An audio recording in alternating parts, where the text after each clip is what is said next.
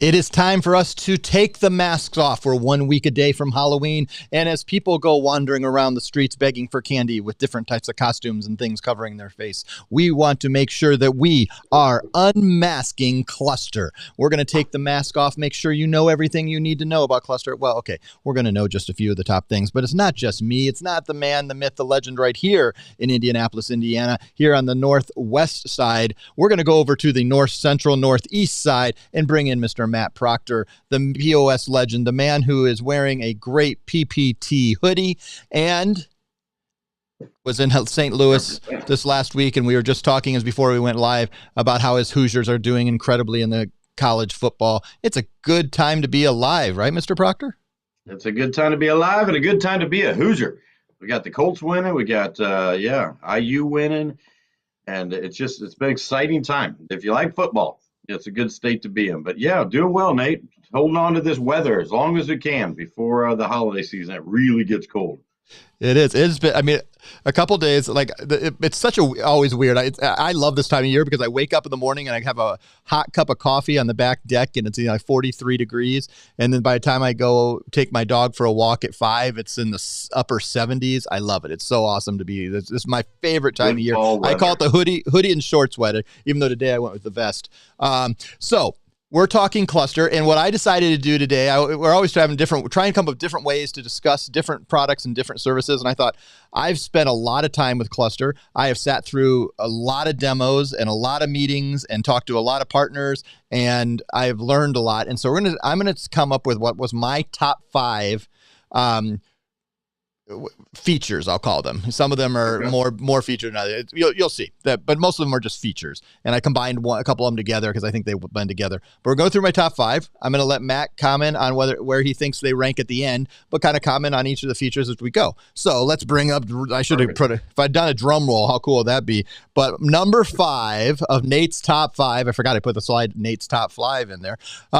Is number 5 drive-through. To my knowledge, Matt, is there any of our systems that have drive-through management and manage the cars and number the cars? It's very similar to table management, but it has a little bit of in nuances because yes, you're by order, but I don't think anyone else has drive-through like Cluster does. What have you learned about the Cluster's drive-through feature?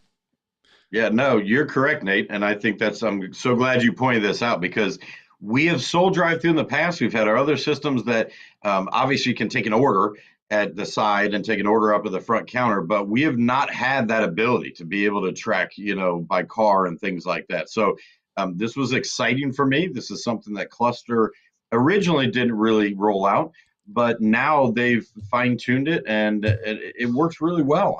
Unfortunately, we still need to get some out there. I'd love to see it in action. I'd love to see it right here in our hometown. But I've gotten great feedback from it. The agents love it when they're looking at it. And it's just nice because that's a feature that we didn't even realize we needed in the past. We just kind of pieced it together with other systems. So that's a great selling point, the fact that Cluster already natively does that really well. So that's a good one. Yeah. When I'm thinking about use cases that I've kind of seen recently, Matt, like, well, one I saw, this is a new one to me. I was driving downtown Indianapolis there near Mass Ave. I saw a food truck that had parked at the corner, and it had dual windows. It had a sidewalk window, and then it had a window where people were driving up on the street on the other side. I wanted to see inside the truck. I didn't pull over. And people were like, they were handing it out to cars as they were driving by. I was like, you can do a drive-through with a food truck? That's brilliant. I've never seen that design. Yeah, you pre-order. Yeah. If you just pre-order. Yeah, it was interesting. So, but this is really, it's not meant for the dual lane McDonald's and all the things that go into that. It's meant for the independent fast service restaurant that has a lot of counter service, maybe a few tables in, and they think, hey, I have the side window. What can we use the side window for? We're going to put a speaker and microphone system in and be able to take that order and be able to manage orders so people never have to leave their cars. We have a system to be able to do that. And I think that's number 5 in my list. But let's go number 4. I don't have a good drum roll. Man, I really messed out on that. I put slides together and do it. Number 4, I grouped these together. Their ability to do QR code and online ordering. That's what Olo is. I've learned it's not just olive oil original. It is online ordering. And with the QR codes and the online ordering, the other thing I want to key feature there is it's not an increased monthly price like most systems are. It's just included in the bundle. And I didn't make this a feature, so I'll brand this in as a feature too, that their pricing, they cap at $199 for unlimited stations. So as you get to your 3rd station, you don't keep adding on every month. So, and you're not paying extra for online ordering. You're not paying extra in the monthly for QR codes. And I really like this QR code system. I don't understand. It's not caught on in these restaurants. You go to an airport, you and I travel quite a bit, Matt. I mean, you go to Atlanta Airport in fact, I remember we spent 2 hours in Atlanta Airport. We had ordering from a QR code and putting things together. That's just kind of life now. But for some reason, our restaurants don't seem to be taking that up. What do you think why that is, Matt? And do you think this is a key feature? All that together. Yeah, thank you. Well, I think it's a key feature with how things have changed over the last 4 years with the pandemic. We have had more people ask for kiosks now, but then guess what? They don't want to pay for it. And they don't need it. They don't need it with the QR codes. Yes, there's still some restaurants that just scan the code only to see a menu. But in the QSR environment, the quick service environment, QR codes are so prominent now and really needed. And a lot of times these owners don't realize that they are either losing business or that can just grow their business by utilizing QR codes. So not only are you walking in and providing them with a great solution, it's going to save them time and money with the POS system, but now you can actively talk to them about getting more customers, growing their business. And I love to tell this story. There's a great sandwich shop down in Lubbock, Texas, right off Texas Tech campus. And I brought that up to the owner, and he'd never heard that before. And I said, are you close with the people on campus? And the administrator, he goes, absolutely. I've known him for years. I said, what would you think if you had a QR code in the library? What would you think if you had a QR code in the administrative building, in the parking garage, wherever it might be that had your logo, your address, everything? They could grab it, scan it when they're 10 minutes away, order their sandwich, and then walk over and pick it up. And it was amazing conversation I had with this guy. It was just like mind blown. And with Cluster and their amazing pricing, that wouldn't even increase his monthly. And like you said, Nate, there are so many systems that absolutely it's more monthly to do online ordering, usually a lot. Absolutely, QR codes can cost a lot more. Some systems even charge per QR code, which is crazy. So huge selling feature, and it takes you out of the mindset of I'm just trying to sell this person, at a point of sale system, but now you are trying to help them grow their business. And they're going to appreciate that much more, and they're going to recommend you to all the other restaurant owners and QSR owners they know and say, this guy saved me money. This lady is my, the queen of QSR, you need to go to her. So I love this feature. And I think that our agents don't and partners don't talk about it as much. Yeah, I think it can really help streamline businesses and create more revenue, more lift, all the things that you were saying. And I don't know, I think a lot of it is people are still scared of QR codes. And I used to 10 years ago, there was a guy who wrote a book and because he thought QR codes were stupid because he thought it would never catch on. And he wrote a book called QR Codes Killed Kittens. And the whole book, and he's a really good public speaker and comedian, and he thought it'd never catch on. And I always think about that book and I think he's totally wrong. QR codes are everywhere. They're part of life. They're so easy to use on the phone. And then that integrated ordering, oh man, it's just so good. And being able to do online ordering, it should be table stakes for our restaurants, and it's not. And I think a lot of time it's because our merchants aren't actually our partners are not talking about it to our merchants. All right, now drum roll, please.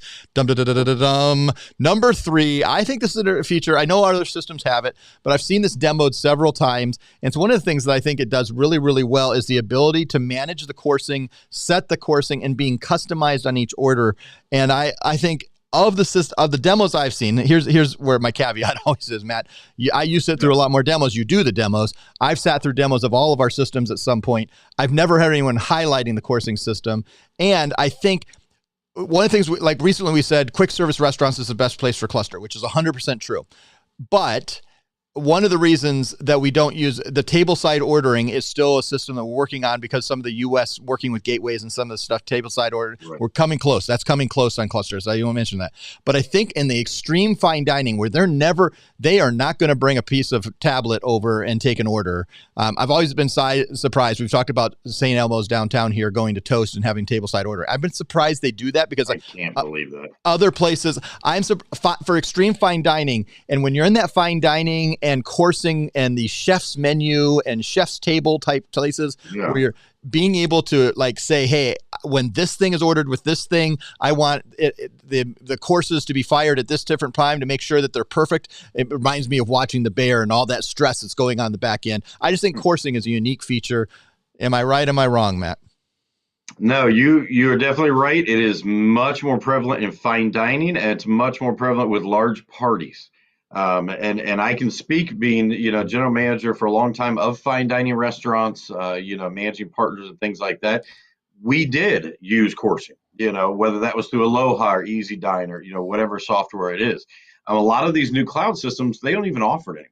They don't have it. The fact that Cluster has it is amazing because with these high-end places, and I have a 20 top that walked in, okay, I need to be able to go through and make sure that if I put it in one time, think about this, guys, it saves time.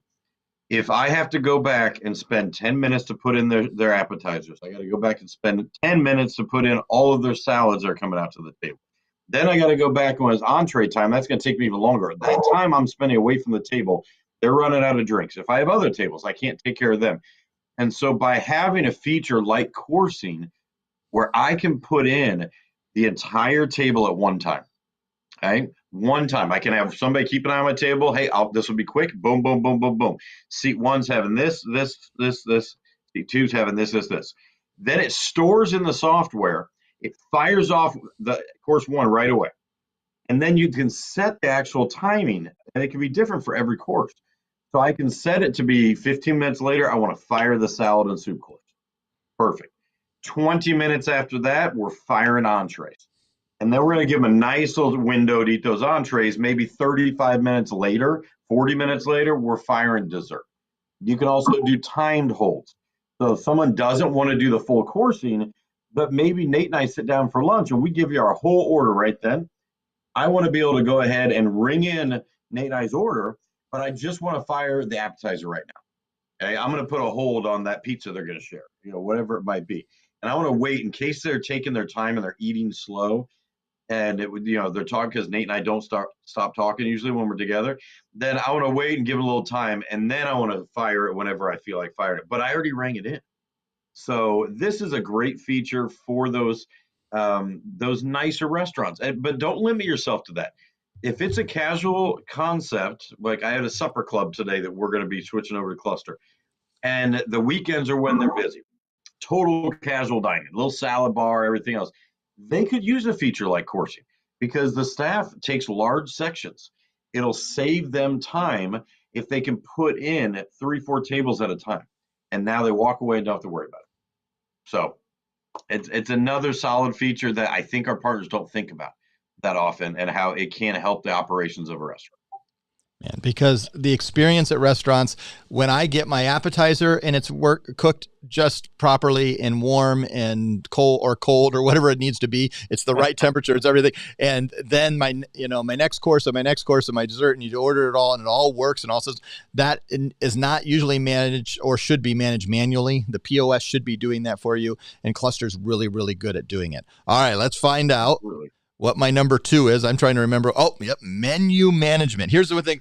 I've been watching demos of Cluster, and one of the things I've noticed, Matt, is that Cluster's back office and how they're able to manage, have multiple menus to be able to switch between menus. If you have your lunch menu, if you have your St. Patrick's Day green menu, you can have so many, and being able to, not have to call in for support every time you want to make a menu change, but simply log into the back office and that's cloud related, and change that wherever and push it to your terminals and be able to multiply and have as many different types of menus to be able to switch from. I think it's a robust feature, and especially in a lot of these places where they want to have a lunch menu, a dinner menu, maybe they have special holiday menus, all the different types of menus you may have. You don't have to create a new one every time. You can work ahead, do it 3 weeks in advance, and then have that menu ready to switch over. Matt, what do you think of the menu management in Cluster? Is that one of the top 5 features, or at least it's a good feature? I think that's a great feature. I'd keep that in the top 5, Nate. I think menu management is huge. And if you've ever worked in a restaurant or talked to different owners, then you understand that.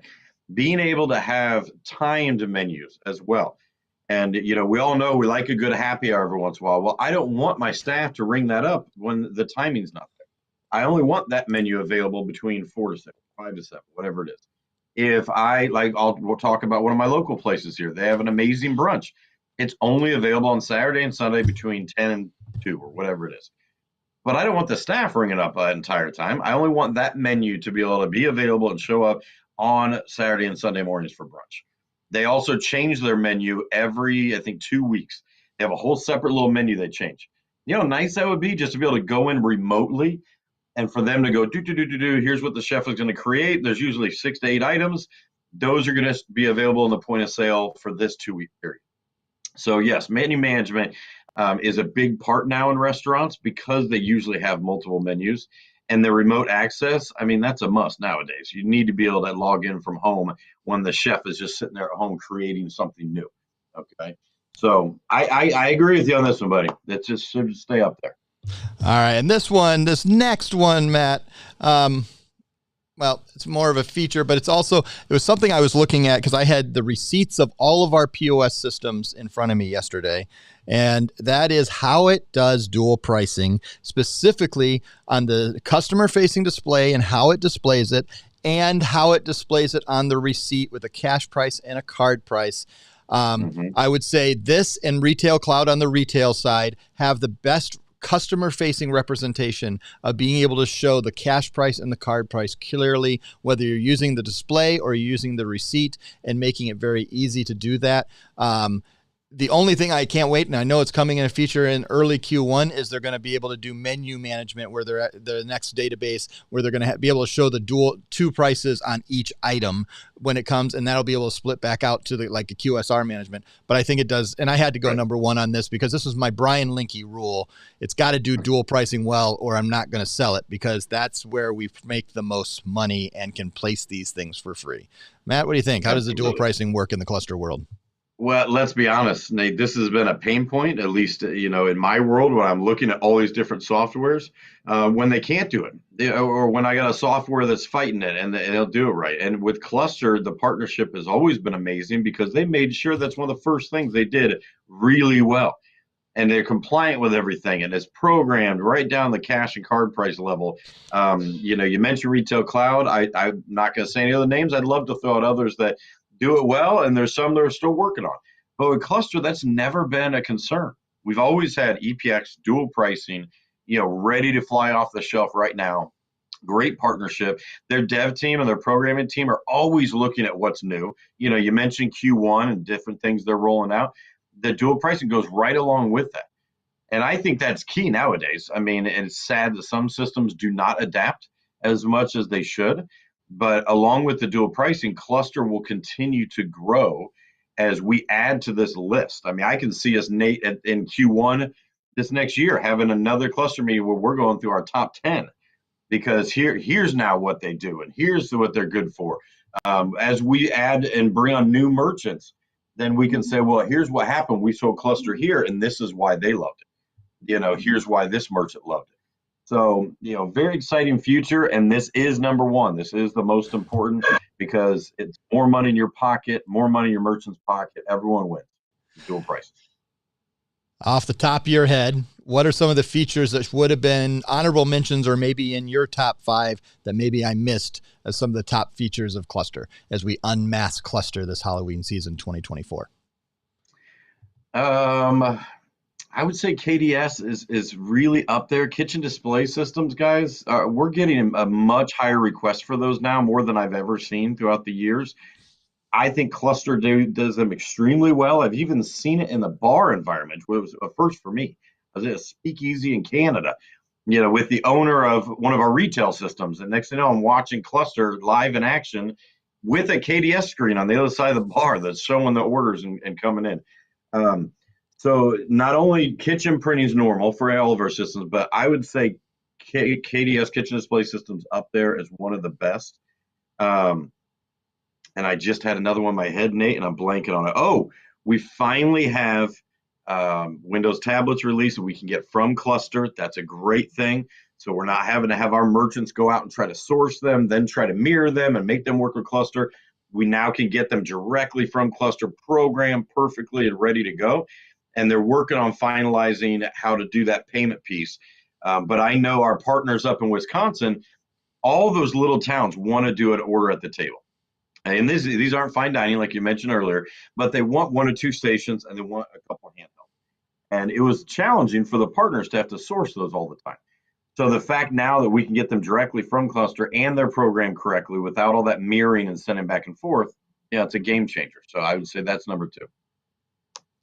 I like it. Well, I'm excited to hear. I'm looking forward to seeing some people selling Cluster, and I can't wait. I'm hoping here in the early 2025, I'm going to be putting a road trip together to 5 to 10 Cluster locations in a drivable distance where we can start telling the story of how merchants are using Cluster. And what I'm excited, we've had them being able to use handhelds on the side, but it was a pain. I'm excited to hear that we're finally up and running and getting that right from Cluster. That's going to make a world changer as we continue to unmask Cluster and continue to offer an extra $1,000. All of our other bonuses are still true, and you get an extra $1,000, no questions asked, for placing a Cluster. It can be a single station or a 5 station. No matter what they qualify for, you'd get an extra $1,000 bonus. Matt, that's a pretty good deal. I wish I got it. I don't. I was going to say I'd be just fine with that. Coming into the holiday season, my merchant, but then I get $1,000. That is the way to do it. All right. So next week, it is a special Halloween edition. Make sure, and we're going to push a little more, do that live. We're going to be talking about hot sauce as we go into the holiday edition, as we continue to talk through our hospitalities, went through our retails and kind of regroup and talking what's up new about our POS systems. But today it's all been Unmasking Cluster. I got to bring my screen up again because I did like the graphic. Thank you, David, our newest team member, doing some graphics for us and putting that graphic together. And on behalf of Matt Proctor, I'm Nate Manahan. We'll see you next time on POS Uncensored. Thanks, everybody. I got it.